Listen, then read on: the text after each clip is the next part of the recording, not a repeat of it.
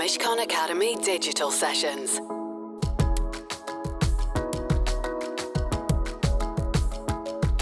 Welcome everyone, and thank you for joining this Mishcon Academy session. I'm Al Agnew and I'll be hosting today's event. It's my pleasure today to introduce Leigh Nicol. Leigh is a professional footballer currently playing for Crystal Palace, and in 2019, when Leigh was playing for Charlton Athletic, her iCloud account was hacked and private videos and images taken when she was 18 started to appear on adult websites and were picked up by the press.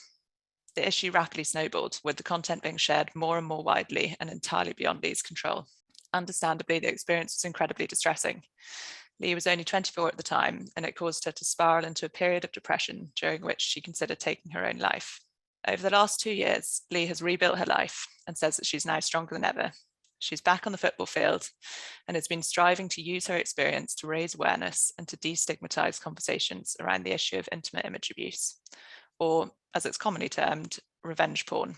In fact, the term revenge porn is a bit of a misnomer, as Leigh's experience involved neither revenge or porn, but perhaps we can talk about that a little bit more later on. For now, it's a huge honour to introduce you, Leigh, and I wondered if you'd be happy to share a little bit about your background and how your videos ended up in the public domain.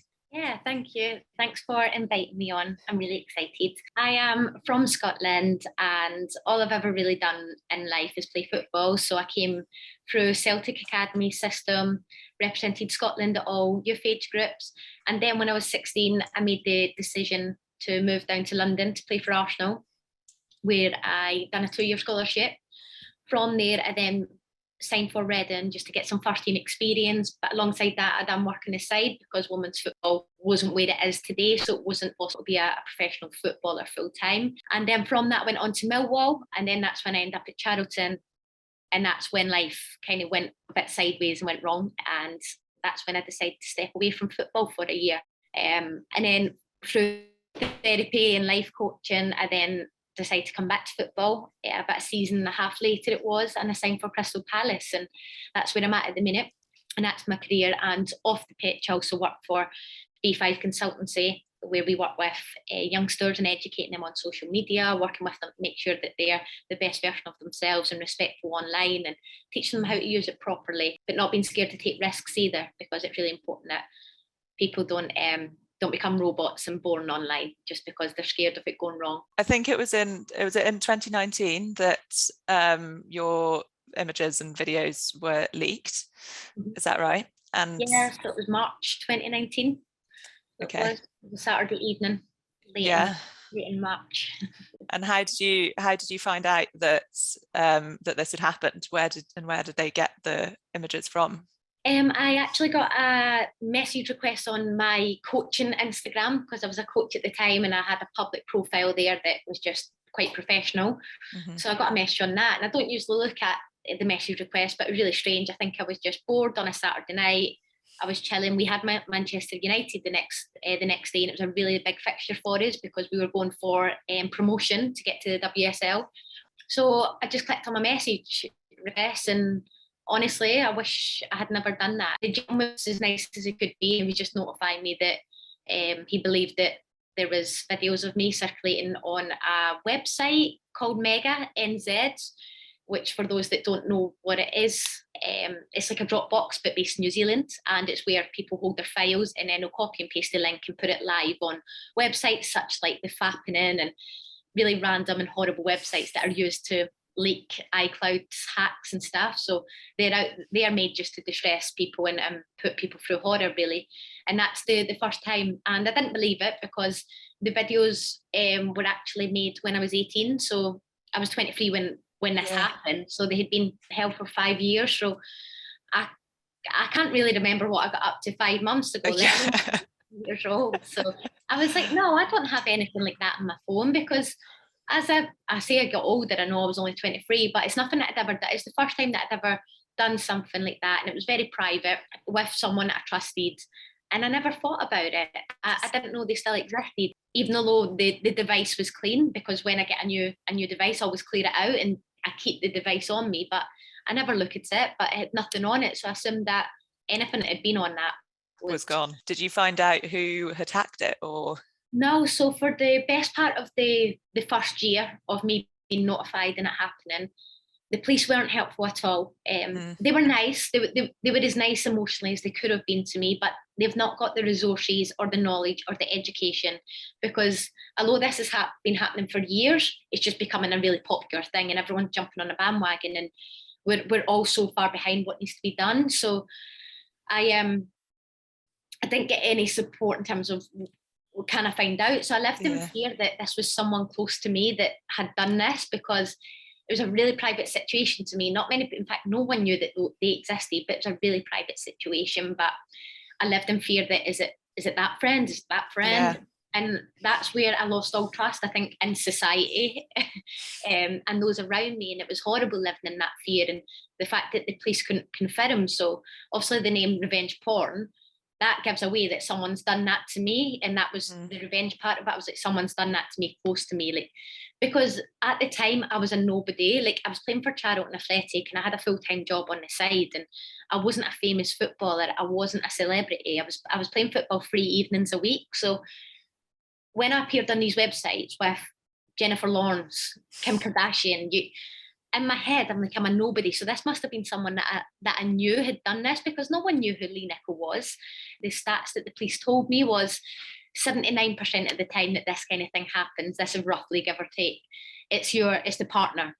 Then I think like 14% of the time that happens, it's someone you know, and then a couple of percent of the time that's a completely unknown source. And I just refused to believe that I was in that really small community. So that was a really horrible feeling, living in that fear of not knowing and not having that answer. And it's something that I've had to come to terms with. But now we've managed to, a year on, when me and my friends, we continued to push and try and get answers and try and find IP addresses that it linked back to. And when I had a follow-up meeting a year later with the cybercrime unit, they done a little bit more digging, and they clarified for me that it was, they could see that my password, my email had been part of a compromised data leak on a couple of big websites.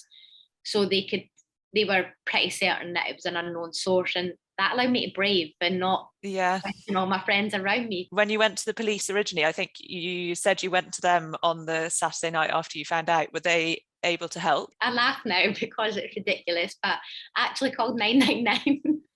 I think totally legit. I'd call 999.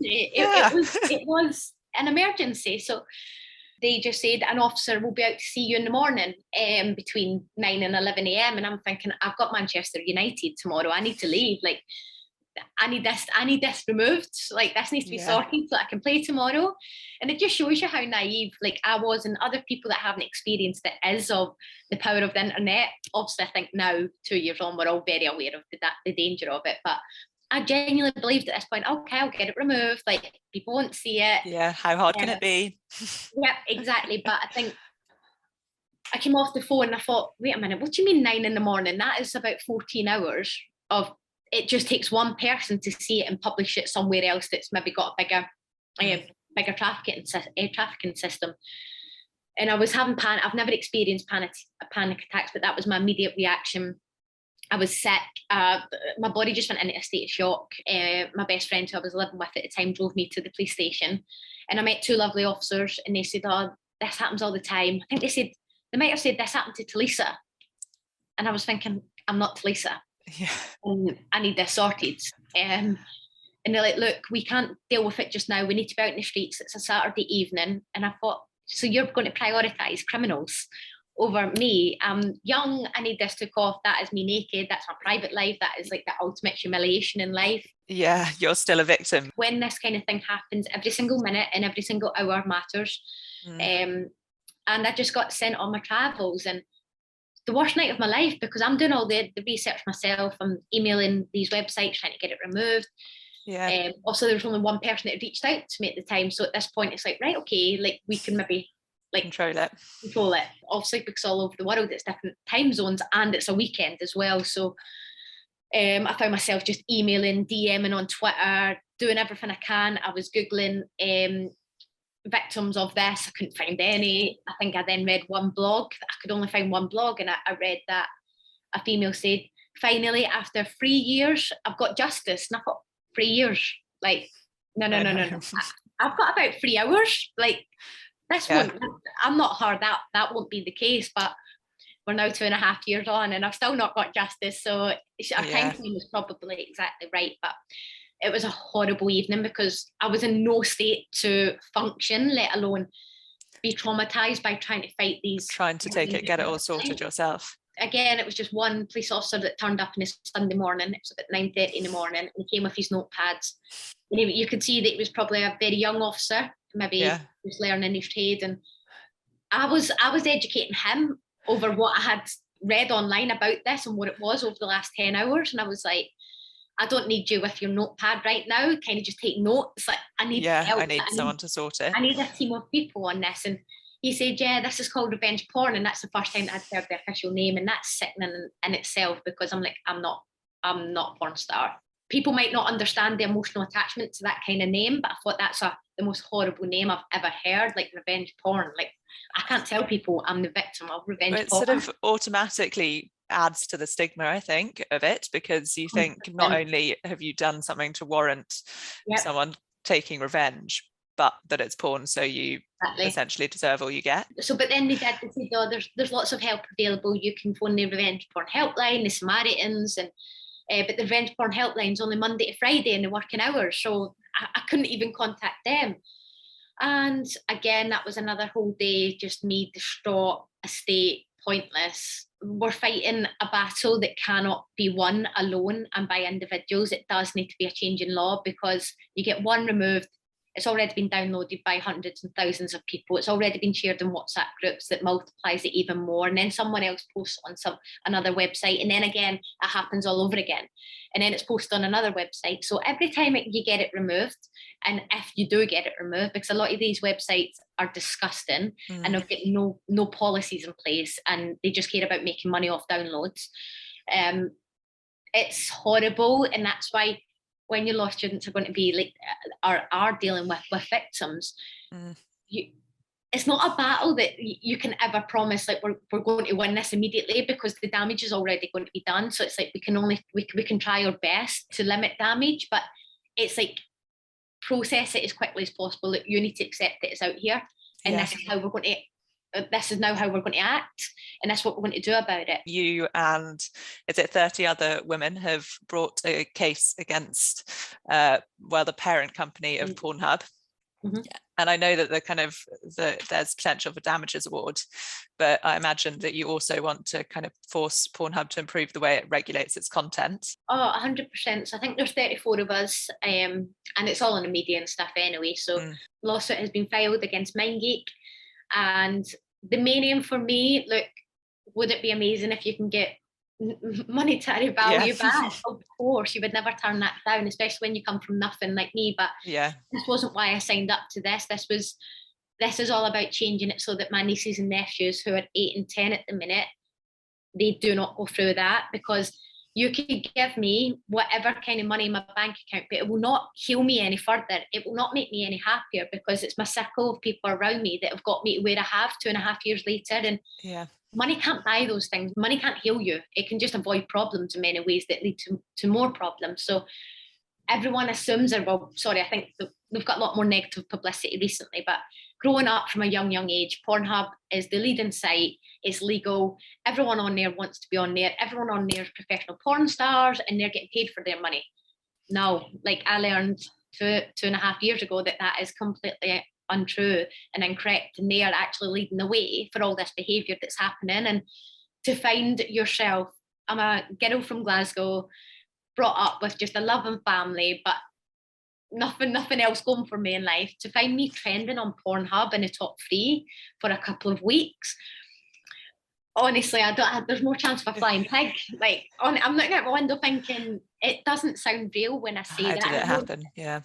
Kids, the younger generations, my friends and strangers, I don't want anyone to ever be in a position that I found myself in, battling to stay alive. I'm a survivor of it. There's people that have actually made the decision and they took their own life because they didn't have the support. They couldn't face it. It was humiliating, and I totally get it. And I never understood suicide until I was there myself, because it's not about hurting anyone else. It's not about being selfish.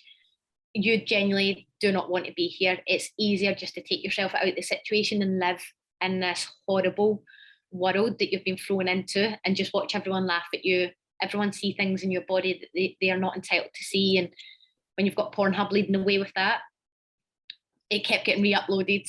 It kept getting posted. I'd get it removed. I'd be ignored.